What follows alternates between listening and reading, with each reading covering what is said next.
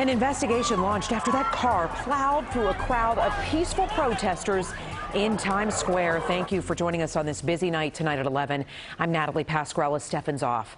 That protest comes in response to the recently released video showing the death of a black man in police custody. Hundreds marched tonight through Manhattan in solidarity with Daniel Prude at the same time that others gathered near the site of his Rochester arrest. But the Times Square protest came to a chaotic end, as you saw, when that car sped right through the crowd. News 4's Ida Siegel live there now with the response from police. Ida, wow.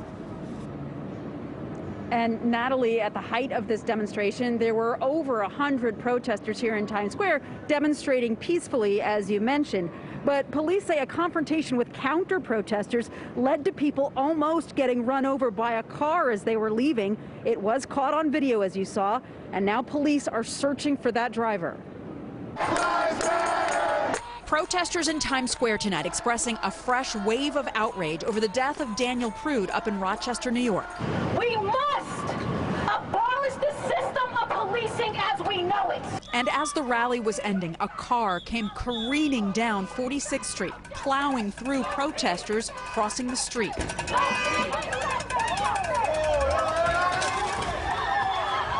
Police say no one was hurt. The driver was part of a group of counter-protesters wearing Keep America Great hats, who got into a heated exchange with Black Lives Matter protesters earlier in the evening.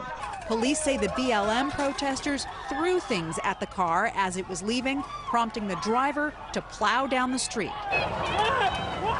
The protesters were reacting to this video of 41-year-old Daniel Prude naked and handcuffed on a snowy Rochester street back in March. His family says he was having a mental episode. The video was released by the family's attorney and has been edited. At one point, you see police put what's called a spit hood over his head after Prude can be heard yelling he had coronavirus. Police say he was spitting at them. Give me that gun, not me. All right, take this off my face. No, I got it. I'm already in. Drag and kill me. Then one officer puts a knee to Prude's neck and he becomes unresponsive. The family says he died 7 days later. An autopsy provided by Prude's family lists the cause of death as complications of asphyxia in the setting of a physical restraint, excited delirium, and acute PCP intoxication. The family is calling for justice. I would just like to see these people prosecuted for their actions. And that's it. This afternoon, the mayor of Rochester announced that all 7 officers involved in the controversial arrest had been suspended with pay. Institutional and structural racism led to Daniel Prude's death.